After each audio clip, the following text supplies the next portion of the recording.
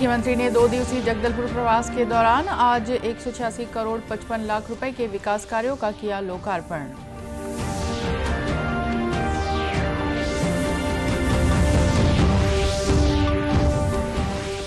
राष्ट्रीय डाक सप्ताह कार्यक्रम का समापन जनवरी 2022 तक राज्य में 391 डाकघर की नई शाखाएं खोली जाएंगी।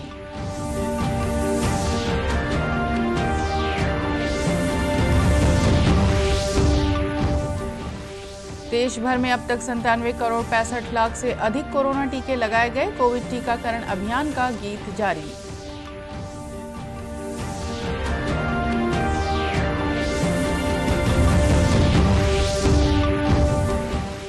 और प्रदेश में चाय और कॉफी की खेती को बढ़ावा देने के लिए छत्तीसगढ़ टी कॉफी बोर्ड का किया जाएगा गठन।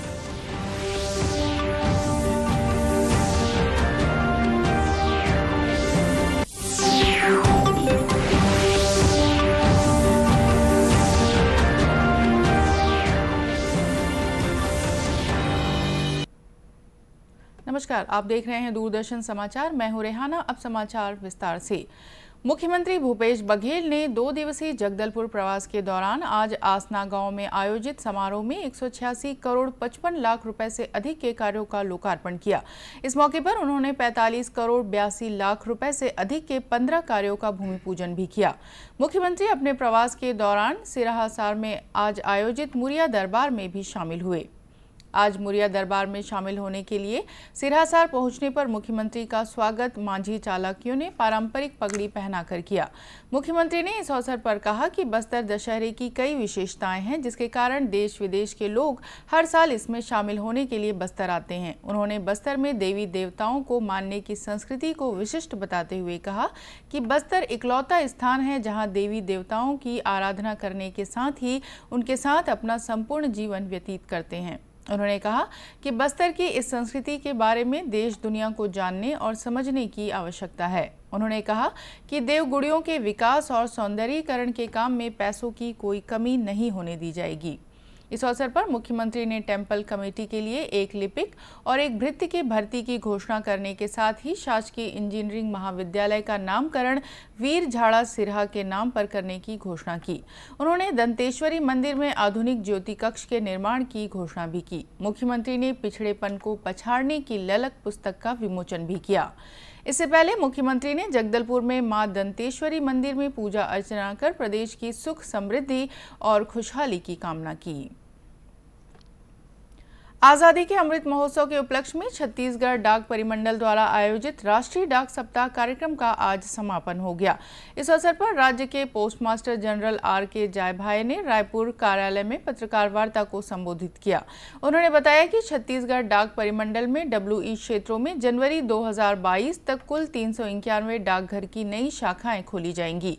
उन्होंने बताया कि राज्य में 1524 कॉमन सर्विस सेंटर खोले गए हैं। वहीं दिसंबर 2021 तक 2032 कॉमन सर्विस सेंटर खोले जाने का लक्ष्य रखा गया है। इसके अलावा ई-पॉलिसी बॉन्ड जारी करने के संबंध में डिजी लॉकर से अनुबंध किया जाएगा। डाक सप्ताह के अवसर पर मैं सभी से ये रिक्वेस्ट करूंगा कि डाक विभाग की जो सुरक्षित और लिक्विड इन्वेस्टमेंट स्कीम्स है इनमें इन्वेस्ट करें। जैसे सुकन्या समृद्धि अकाउंट है, PPF है, सीनियर सिटीजन सेविंग स्कीम है, MIS है, RD है और उसके अलावा जो इंश्योरेंस के प्रोडक्ट्स है, पोस्टल लाइफ इंश्योरेंस और रूरल पोस्टल लाइफ इंश्योरेंस, इनका अवश्य लाभ उठाएं। गौरतलब है कि छत्तीसगढ़ डाक परिमंडल द्वारा बीते 11 अक्टूबर से आज तक राष्ट्रीय डाक सप्ताह कार्यक्रम का आयोजन किया गया था। इस दौरान बैंकिंग दिवस, डाक जीवन बीमा, फिलाटेली, व्यवसाय विकास और मेल दिवस जैसे कार्यक्रमों का आयोजन किया गया। इधर राष्ट्रीय डाक सप्ताह कार्यक्रम के तहत दुर्ग जिले के डाक विभाग ने भी विभिन्न कार्यक्रमों का आयोजन किया। राष्ट्रीय डाक सप्ताह में मेल दिवस पर आयोजित ग्राहक सम्मेलन को संबोधित करते हुए दुर्ग संभाग के प्रवर अधीक्षक हरीश कुमार महावर ने बताया कि सप्ताह भर चले इस कार्यक्रम के तहत डाक विभाग ने Atal pension Yojana, business post, speed post, media post, direct post, my stamp जैसी गतिविधियां संचालित की। बाद में मीडिया से बातचीत में उन्होंने बताया कि दुर्ग जिले में सुकन्या योजना के तहत एक ही दिन में 1400 खाते खोले गए, जो अपने आप में एक रिकॉर्ड है। राष्ट्रीय डाक सप्ताह में हम लोगों ने 11 तारीख को बैंकिंग डे मनाया, जिसमें हम लोगों ने एक ही दिन में 650 से अधिक सुकन्या खातों को मिलाकर लगभग 1400 नए खाते हम लोगों ने खोले। इसी तरह से 12 तारीख को हम लोगों ने डाक जीवन बीमा दिवस मनाया। इस एक दिन में हम लोगों ने लगभग 20 करोड़ से अधिक की पॉलिसियां अर्जित की। इसी तरह से उसके बाद आज हम लोग मेल दिवस मना रहे हैं। मेल दिवस में आज हम लोगों ने अच्छा कस्टमर मीट किया और इस कस्टमर मीट में बहुत से हमारे आदरणीय कस्टमर उपस्थित हुए। उन्होंने कुछ सुझाव भी हमको दिए।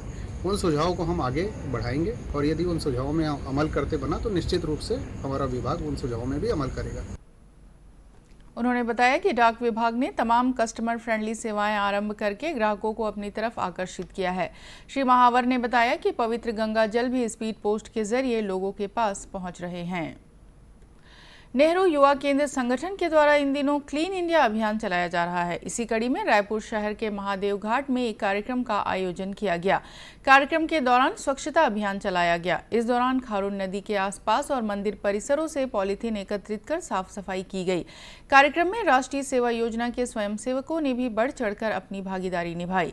इस अवसर पर रायपुर नेहरू युवा केंद्र संगठन के क्षेत्रीय निदेशक भुवनेश जैन ने बताया कि क्लीन इंडिया अभियान का उद्देश्य भारत के सभी राज्यों को प्लास्टिक मुक्त बनाना है, खासतौर पर ऐसे प्लास्टिक से जो गल नहीं सकते हैं।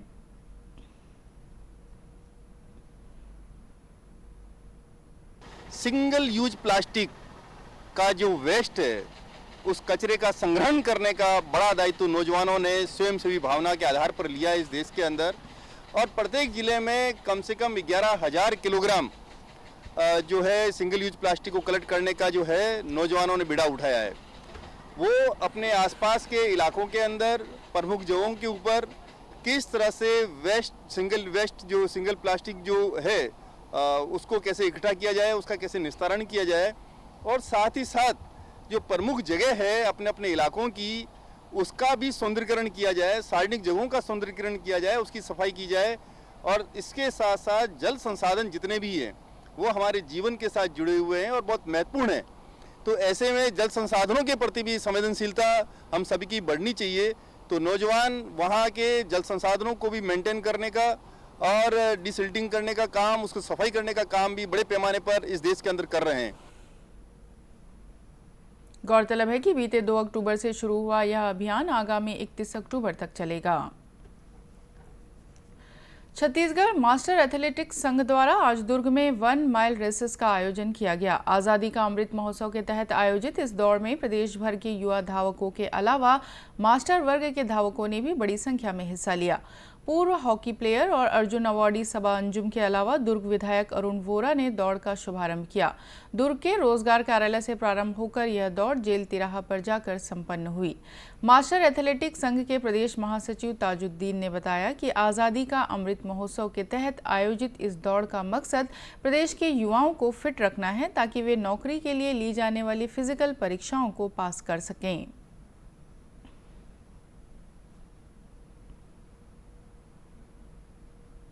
इस तरीके से अगर प्रतियोगिता हम लोग कराते रहेंगे, जैसे आज हमने दुर्ग में शुरू किया है, तो लगातार 2, 4, 5 प्रतियोगिता अगर होगी तो हमारे दुर्ग जिले से ज़्यादा लोग फौज में भर्ती हो पाएंगे, पुलिस में भर्ती हो पाएंगे, फोर्स में हो पाएंगे। ये हमारा मेन उद्देश्य है। और तीसरा जो सबसे बड़ा मुख्य कारण है फिटनेस। बच्चे जो है आजकल जो है फिटनेस पर ध्यान नहीं देते हैं और नशे की तरफ मुड़ रहे हैं। उन सब चीज़ों से बचाव के लिए कम से कम स्टेडियम में आएंगे, सुबह प्रैक्टिस करेंगे तो उनका कम से कम रुझान जो है खेल की तरफ होगा। और आने वाले समय में सबसे जिले का कोई आदमी, कोई प्लेयर, कोई खिलाड़ी नए राष्ट्रीय स्तर पर और अंतर्राष्ट्रीय स्तर पर भी नाम उठा सकते हैं। वहीं सबा अंजुम ने कहा कि इससे खिलाड़ियों को प्रोत्साहन मिलेगा। उन्होंने प्रदेश से अच्छे एथलीट निकालने के लिए प्रारंभ से ही खिलाड़ियों पर मेहनत किए जाने की बात कही। छोटे छोटे ये स्पोर्ट्स तो होने भी चाहिए, क्योंकि इससे प्लेयरों को भी मोटिवेशन होता है और लोग भी जागरूक होते हैं कि क्योंकि दौड़ एक ऐसी चीज़ है कि स्पोर्ट्स भी एक ऐसी चीज़ है कि आप दौड़ेंगे तो आपकी खुद की क्वालिटी पता चल जाएगी, आपकी खुद की फिटनेस पता चल जाएगी। और जो लोग एजेड हो जाते हैं, रिटायरमेंट हो जाते हैं, जिनको कुछ चीज़ करने का मन करता है, तो ये जो रेस होती है वो इससे अपनी उपलब्धि या अपना जो बोला जाए गुण या अपना एक्सपीरियंस वो इसमें पूरा दिखा देते हैं। दौड़ में पुरुष वर्ग में गरियाबंद, महिला वर्ग में भिलाई और मास्टर वर्ग में बालोद के खिलाड़ी ने प्रथम स्थान प्राप्त किया। अतिथियों ने विजेता खिलाड़ियों को नगद पुरस्कार से सम्मानित किया। राष्ट्रव्यापी कोविड टीकाकरण अभियान के तहत देश भर में अब तक 97 करोड़ 65 लाख से अधिक कोरोना टीके लगाए जा चुके हैं। केंद्रीय स्वास्थ्य मंत्रालय के अनुसार कल 14,146 नए मरीजों में कोरोना संक्रमण की पुष्टि हुई है, जो 229 दिनों में सबसे कम है।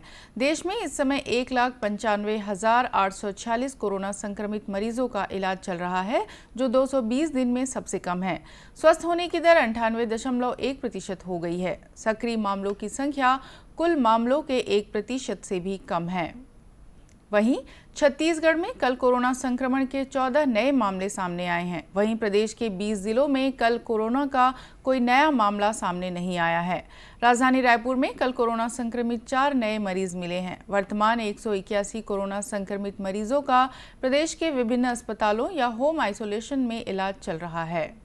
इस बीच केंद्रीय पेट्रोलियम मंत्री हरदीप सिंह पुरी और केंद्रीय स्वास्थ्य मंत्री मनसुख मांडविया ने कोविड टीकाकरण अभियान गीत जारी किया। इसे जाने माने गायक कैलाश खेर ने गाया है। कैलाश खेर ने कहा कि आज भी टीकाकरण को लेकर लोगों में भ्रांतियां हैं, जिसे दूर करने की जरूरत है। कुछ भ्रांतियां हैं लोगों में, अभी भी थोड़े से डाउट्स हैं। उन डाउट्स को मिटाने के लिए, क्योंकि देखिए सरकार तो अपना काम करती है, लेकिन सरोकार वाले यानी समाज वाले जब खुद जुड़ जाते हैं किसी कार्य में तो वो एक आंदोलन का शेप ले लेता है।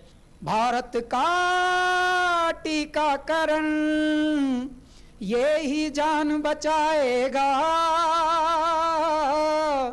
ये संकट दूर भगाएगा, अफवाहों और भ्रांतियों से बचना है विशेष, टीके से बचा है देश, टीके से बचेगा देश, टीके से। अफवाहों और भ्रांतियों से बचना है विशेष। समारोह को संबोधित करते हुए श्री पुरी ने कहा कि जल्द ही देश 1 अरब टीके लगाने का लक्ष्य हासिल कर लेगा। उन्होंने कहा कि यह केवल एक सरकारी कार्यक्रम नहीं है, बल्कि जन आंदोलन है। स्वास्थ्य मंत्री मनसुख मांडविया ने कहा कि कोविड वैक्सीन एक स्थान से दूसरे स्थान पर ले जाना बड़ी चुनौती थी, लेकिन सबके प्रयास से इसे संभव बना लिया गया। मुख्यमंत्री भूपेश बघेल ने राज्य में चाय और कॉफी की खेती को बढ़ावा देने छत्तीसगढ़ टी कॉफी बोर्ड के गठन का निर्णय लिया है। कृषि मंत्री की अध्यक्षता में छत्तीसगढ़ टी कॉफी बोर्ड का किया जाएगा गठन। उद्योग मंत्री छत्तीसगढ़ टी कॉफी बोर्ड के उपाध्यक्ष होंगे। श्री बघेल ने कहा कि स्थानीय कृषकों और प्रसंस्करणकर्ता को अधिकतम लाभ सुनिश्चित करने, साथ ही राज्य में चाय कॉफी की खेती को बढ़ावा देने के लिए छत्तीसगढ़ टी कॉफी बोर्ड का गठन किया जा रहा है। उन्होंने कहा कि आगामी 3 वर्षों में कम से कम 10-10 हज़ार एकड़ में चाय और कॉफ़ी की खेती करने का लक्ष्य अर्जित किया जाएगा। चाय और कॉफ़ी की खेती करने वाले किसानों को राजीव गांधी किसान न्याय योजना के अलावा कृषि विभाग की अन्य सुविधाएं दी जाएगी। आपको बता दें कि राज्य के उत्तरी भाग, विशेषकर जसपुर जिले में चाय और बस्तर जिले में कॉफ़ी की खेती के अलावा इनके प्रसंस्करण की व्यापक संभावनाएं हैं। मध्य भारत में जसपुर जिला ही ऐसा है जहां पर चाय की सफल खेती की जा रही है। राज्य सरकार के सहयोग से लगभग 50 किसानों के 80 एकड़ भूमि पर चाय की खेती का कार्य प्रगति पर है। जांजगीर चांपा जिले में फाइलेरिया की बीमारी से निपटने और मरीजों को बेहतर इलाज देने के लिए एक अलग तरह की कोशिश शुरू की गई है।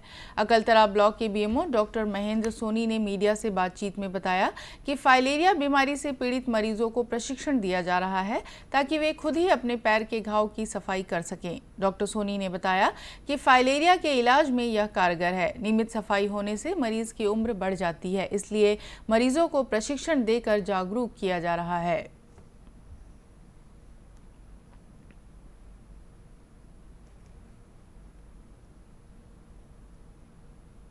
हमारे यहाँ फाइलेरिया के केस तो भी कम है। हमारे यहाँ मेरे अकलतरा ब्लॉक में नरियरा में केसेस है, जिसका हम लोग ट्रेनिंग दी है नरियरा पीएससी में, जिसके अंतर्गत फाइलेरिया के मरीजों को पाँव धोने का स्टाइल सिखाया गया है, जिससे उनकी उम्र बढ़ जाए। फाइलेरिया को ठीक तो किया नहीं जा सकता, लेकिन उसको बचाव के जो साधन है, जिससे हम लोग सफलतापूर्वक मरीजों की उम्र बढ़ा सकते हैं, इसका प्रयास किया गया। उसका ट्रेनिंग भी दिया गया वहाँ पे, जिससे उम्मीद है कि अच्छे से फायदा होगा हमारे मरीजों को। उन्होंने कहा ब्लॉक के नरियरा गांव के मरीजों को बताया गया है कि किस तरह से हर रोज सफाई करनी है। मरीजों को साबुन और जरूरी चीजें दी गई है। मरीज भी इसमें रुचि ले रहे हैं। निश्चित ही इस कोशिश का बेहतर परिणाम आएगा। और इसी के साथ ये समाचार बुलेटिन समाप्त हुआ। नमस्कार।